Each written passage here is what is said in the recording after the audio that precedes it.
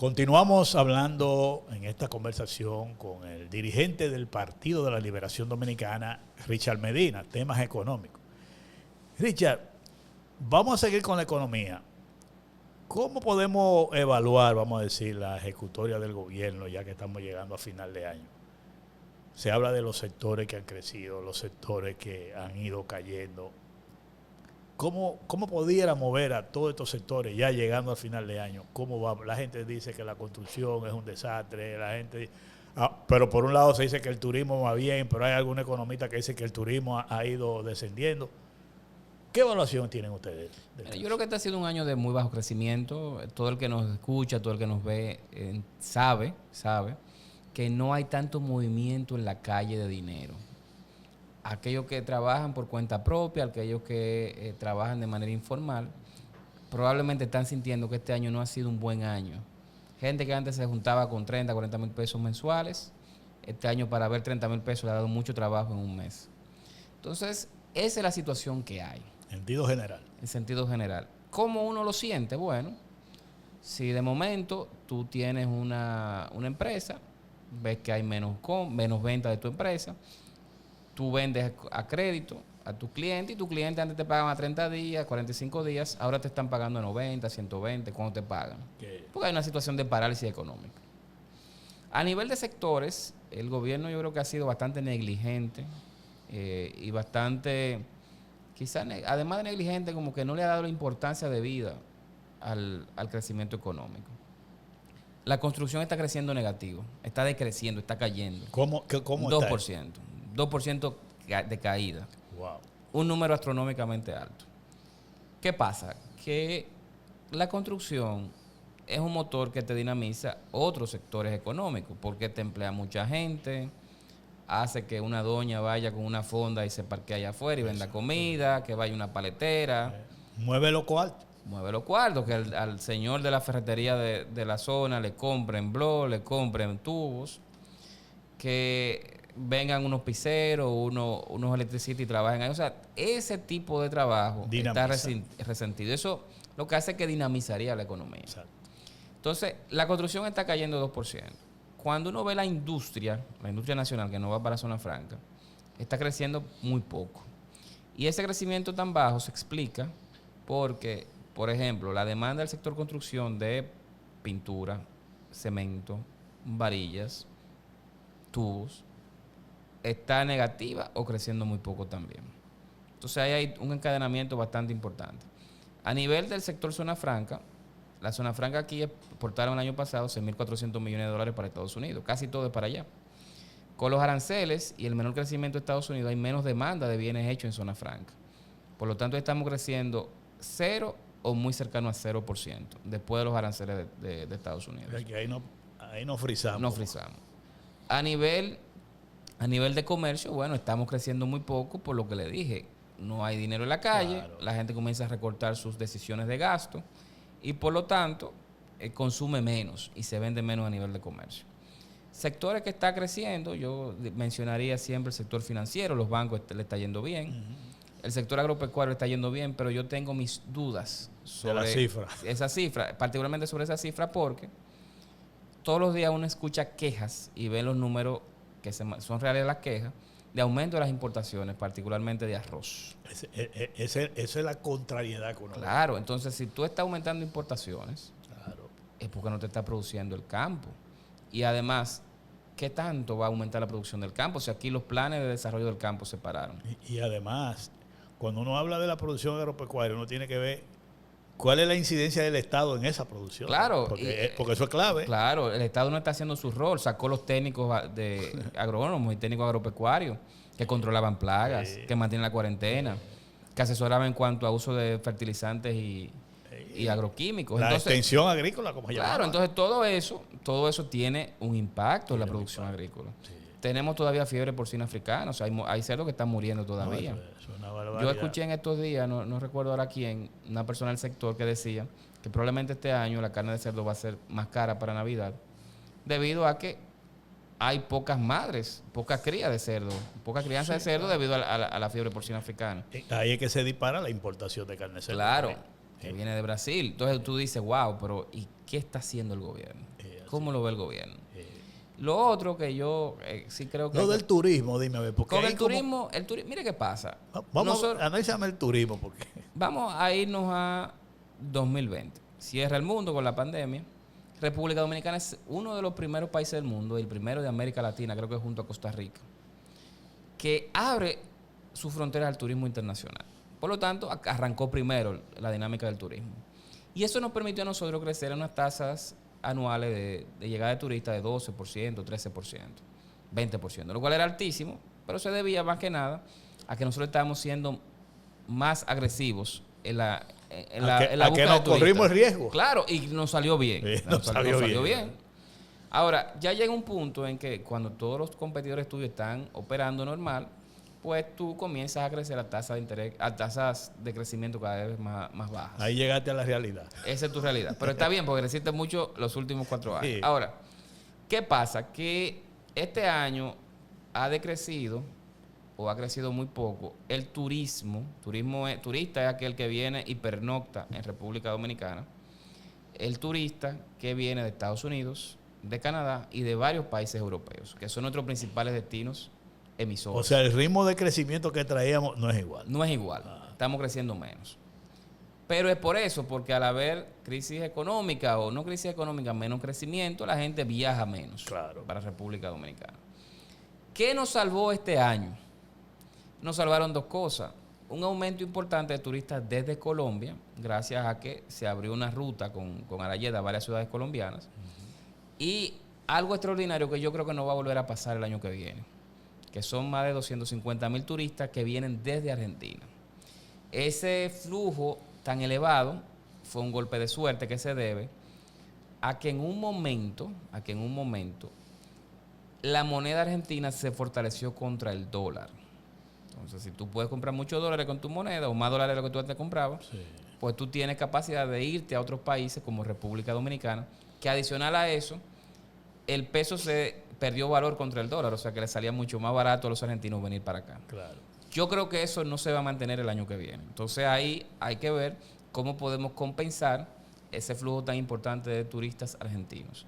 ¿Qué se ha mantenido con el número de visitantes, no de turistas? Visitante el que viene y dura 6 horas. Yo no sé por qué hay que manejar esas 2 cosas. Bueno, porque antes yo no oía eso. No, antes no se oía porque el turismo de crucero, que es más que nada son los visitantes, no estaba tan desarrollado. Yo creo que a mí me luce que a veces eso es como un manejo mediático. Es un manejo mediático, pero... Porque antes no se hablaba así. Pero ahora está llegando va a llegar casi 2 millones de turistas, de visitantes por crucero, cruceristas. Imagínate. Eso obviamente se debe, más que nada llegan a Puerto Plata, se debe a las políticas turísticas que implementó el gobierno del PLD para construir esas 2 terminales portuarias. Correcto. Eso no fue algo que pasó de la nada.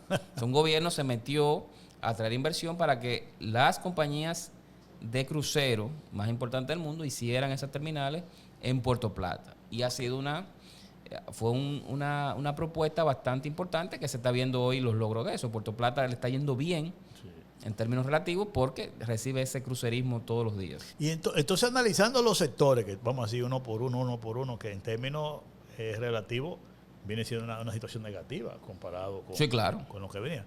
Y la perspectiva para el año que viene de esos mismos sectores. Mira, yo creo que el año que viene vamos a crecer alrededor de 3,5, 4. Como dije, tenemos una referencia menor este año. Sí. Pienso que en la medida en que bajen las tasas de interés, podría verse un fortalecimiento de la construcción, no obstante,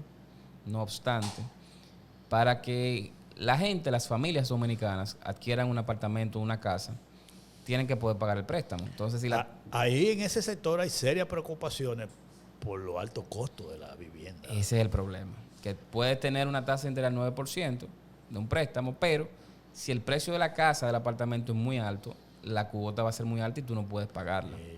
Yo conozco de promotores de vivienda, de apartamentos, que la tendencia es que eso va a subir mucho.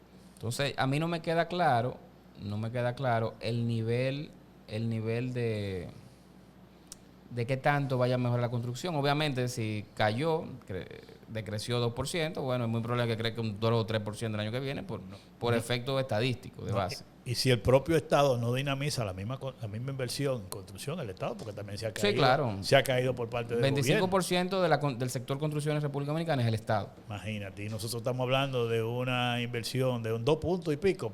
Sí, ellos la tienen en presupuesto 2.7% del PIB, pero a mí no me parece que sea esos niveles no.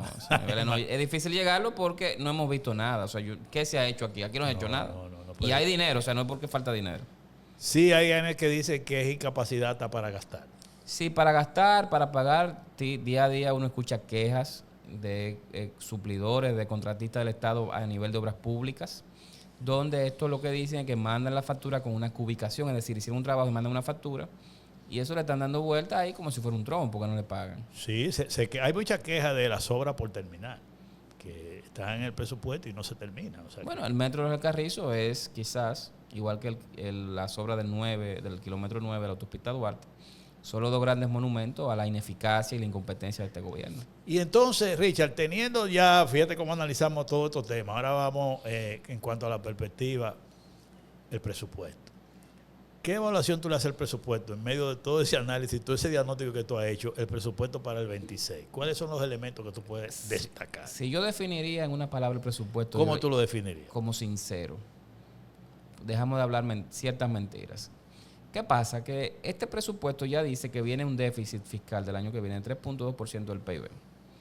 Por razones que yo desconozco, pero intuyo, el gobierno siempre que hace un presupuesto a inicio de año, ponía que el déficit era 2.9, 3% del PIB, para después a mitad de año sacar un presupuesto reformulado, complementario, y aumentar el déficit. Exacto. Entonces ese aumento de déficit se financia con deuda pública, con más deuda pública.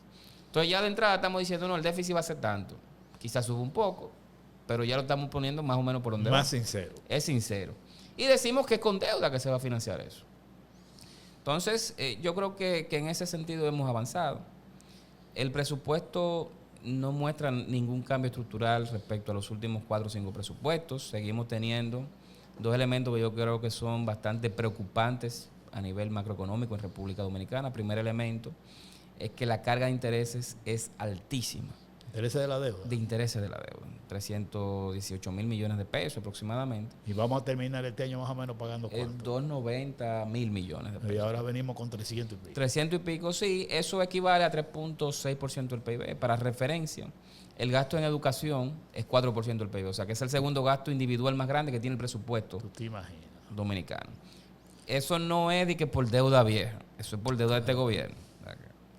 Y yo creo que el segundo elemento, además de eso, que debe llevarnos a una gran preocupación es que seguimos teniendo de 2020 a 2026 presupuestos y ejecuciones del presupuesto donde el gasto llamado corriente, gasto en nómina, intereses, pensiones, compra pública, ese tipo de cosas y subsidios, el gasto corriente es mayor que los ingresos del gobierno.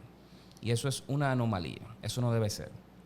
Entonces, desde 2020 lo tenemos. En 2020 lo entiendo por la pandemia, que había que gastar mucho dinero, programas de emergencia, etcétera, el país se cerró. O sea, los gastos corrientes están por encima de los ingresos. De los ingresos. Fuerte. O sea, que lo que estamos diciendo es que la diferencia, si el gasto corriente es mayor que los ingresos, tú tienes que buscarle con deuda. Estamos diciendo algo que antes se decía mucho, pero era mentira. Ahora el gobierno no lo dice, pero es verdad. Y es que estamos endeudando el país. El Estado Dominicano se está endeudando para cubrir gasto corriente. Es decir, estamos cogiendo deuda para pagar nómina, intereses de la deuda y una serie de subsidios que se lo están dando a gente que no lo merece. Entonces yo creo que eso es algo bastante lamentable, es peligroso desde el punto de vista macroeconómico. El país no debe manejarse así, de hecho no se manejó así hasta ahora. Eso es peligroso. Es algo peligroso que hay que poner atención porque va a afectar el crecimiento de República Dominicana a mediano plazo. Y yo estoy seguro que va a comprometer en el mediano plazo también, no mañana, en los próximos años, la sostenibilidad de la deuda pública. Yo creo que ese es el reto quizá principal que tiene el país ahora mismo, es cambiar esa realidad. Por eso el informe del fondo hace mucho hincapié en el tema del gasto corriente y de la deuda, subsidio, y la deuda. Porque al final de cuentas ellos lo que quieren garantizar es que le paguen su cuarto. Así es. Y es así. Pero hay un tema siguiente. En ese cuadro que tú presentas del presupuesto, el tema de la deuda, también vemos como el ministro de Hacienda como que está creando las condiciones para irse a plantear para el año que viene una reforma fiscal. ¿Qué tú piensas de eso? Yo creo que ese es su trabajo. El trabajo del ministro de Hacienda es ese. Es viendo que tienen que el gobierno tiene ¿Tú crees que habrá condiciones? A eso iba. Hay un descontrol con el gasto. Bueno, él tiene que ver cómo equilibra las cuentas fiscales. Pero yo creo que no hay condiciones. O sea, nosotros estamos en una situación de bajo crecimiento económico que yo creo que va a durar al menos hasta el primer trimestre del año 2026, al menos. Entonces, cuando tú hablas de reforma o planteas una reforma, el crecimiento baja. Si nosotros estamos en bajo crecimiento económico, no podemos estar hablando de reformas todavía. Segundo, una vez que recuperemos el nivel de crecimiento, la pregunta es, ¿valdría la pena hablar de reforma fiscal? Yo diría que sí, pero ¿qué reforma fiscal debemos hablar? Ese es el tema. Es la reforma del gasto, no aumento de impuestos. Aquí hay que hablar de cómo recortar nómina o cómo evitar que la nómina siga creciendo de manera descontrolada. Hay que hablar de cómo focalizar los subsidios. Aquí hay mucha gente que está recibiendo beneficios, claro, pensiones, tarjetas y cosas que no lo merecen. Y le están quitando dinero a aquellos ciudadanos que sí lo merecen. Entonces yo creo que antes de hablar de aumento de impuestos, de eliminar exenciones de impuestos a bienes de consumo masivo, aquí hay que sentarse a hablar cómo podemos quirúrgicamente quitarle toda esa grasa, todo eso que sobra al gasto público dominicano. Yo cuando tú dices que no hay condiciones, tú lo estás analizando desde el punto de vista económico. Yo creo que si llegamos a la mitad del año, yo creo que ni las condiciones políticas serían favorables. No hay condiciones políticas tampoco. Porque ¿quién se ve echar eso encima? No hay condiciones políticas, y yo siempre he dicho que la medida en que el PRM, que es el partido de gobierno, tenga un candidato ya más o menos identificado y consensuado, aunque no se hayan producido las elecciones internas, sí, pues ya ese candidato va tomando más preponderancia en los asuntos del partido y del gobierno, y probablemente vete un tipo de reforma como esa a medida que va pasando el tiempo. O sea que yo creo que esa ventana de oportunidad se cerró. Yo pienso igual que tú, que creo que ese año va a ser muy difícil por el problema de lo que tú has señalado, cómo el gobierno ha gastado el dinero. Convencer a esta población de que le busquen más cuartos a ese gobierno no va a ser fácil. Así es. Y yo creo que eso tiene un costo político. Y es muy difícil asumirlo de parte de un partido de oposición. Hay un tema que está en el tapete, Richard, que es el de la indexación. Y que los funcionarios del gobierno dicen que para eso hay que identificar la fuente de financiamiento, que dónde están los cuartos, que el presupuesto, que qué. Pero es un tema que realmente mueve el interés de mucha gente que trabaja. ¿Cuál es la opinión que tienen ustedes del PLD en eso? Mira, el PLD está de acuerdo con que se vea los temas de indexación del mínimo exento a los trabajadores. Aumentar ese monto exento inmediatamente implica un aumento del salario disponible, o sea, del ingreso disponible, lo que le queda al trabajador a fin de mes. Por lo tanto, es un aumento de salario que el trabajador está viendo, o sea, que es positivo. Si el gobierno lo que quiere es mantener o compensar, o sea, imagínate que le suben un 20% en lugar del 43% que debe subir. Yeah. Quiere compensar eso, yo le puedo dar la sugerencia. No hay que buscar nuevas fuentes de ingresos, hay que bajar el gasto. Bueno, vamos a ver cómo cortamos 8,000 millones de pesos del gasto. Y así podemos darle el dinero que le corresponde al trabajador dominicano. Entonces, yo creo que esa narrativa de que si le damos más salario al trabajador dominicano con la indexación, pues perdemos ingresos, eso es falso. Sí. Tú tienes que apretarte el cinturón. Si tú vas a ganar menos y el país va a ganar más, bueno, tú gastas menos dinero. Sí, y yo creo también, y alguna gente yo corroboro el planteamiento, cuando tú le pones más dinero en el bolsillo a un trabajador, consume más también y el Estado vuelve y recauda. Habrá más consumo, habrá más recaudo. No, obviamente no compensa lo que el gobierno... No es el total, pero claro, por lo menos... habrá más, pero si el gobierno quiere realmente reducir, que eso no impacte en el déficit, no es aumentar el ingreso, es reducir el gasto. Claro, eso es verdad. ¿No? Y como tú dices... Ahí hay un gasto que se va en dinero de gente que ni lo merece, y lo hacen de esa manera. Otro tema que es importante, que tiene que ver con la perspectiva, diría yo, para el año que viene, el tema eléctrico. ¿Cómo te debe en ese caso? Porque ahí cada vez que tuve un informe, ahí lo que se pierde más dinero cada vez. Yo lo veo bastante negativo. De hecho, las pérdidas es energía que las EDES le dan a la población hogares, empresas, Sí, pero que no facturan. Y si tú no la facturas, no la vas a cobrar. claro. Esas pérdidas siguen subiendo, ya están como en 39%, 38%. Son unos números bastante elevados. Son números que no se habían visto al menos desde 2009. O sea, yo no sé qué pasaba antes de 2009. Bueno, no hay cifras. Sí. Pero son las cifras más altas que se han visto desde que hay cifras, de 2009. Entonces, eso es un problema que tiene República Dominicana. No veo que se esté invirtiendo para cambiar esa realidad. Invirtiendo es gastar dinero, hacer gasto de capital en reducción de pérdidas, poner medidores en los hogares de las empresas que no tienen, mejores cables, portes de luz mejores, etcétera. Esa parte no se está viendo. Al contrario, la inversión de las EDES está bajando con este gobierno y en este año. Sí. Y yo lo que creo es que, bueno, va a seguir afectando las finanzas públicas.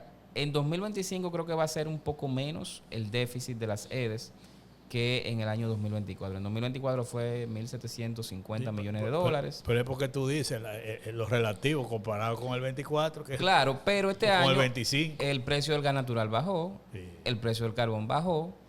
Por lo tanto, una fuente importante, que es el costo de generación, bajó. Sí. Entonces, es menos el dinero que las sedes tienen que pagarle a los generadores. Por lo tanto, baja eso el déficit. Esa- Pero no es que bajó por gestión, ¿no? Bajó por hechos fortuitos que no tienen que ver con República Dominicana. que impactan en el costo. Que impactan en el costo y impactan en el déficit financiero de las EDES, que es el problema del sector. Es así. Richard, vamos a hablar un poco de política ahora, porque Claro que ya sí. estamos casi terminando la entrevista. ¿Cómo va el PLD? El PLD va muy bien. ¿Cómo Imagínense van las actividades? que es una locomotora que va tipo tren bala, sin pararse trabajando. Ajá. Nosotros tenemos varios frentes de trabajo. El más quizás visible son las actividades de los domingos, donde vamos a una provincia, se hace una asamblea de dirigentes solamente.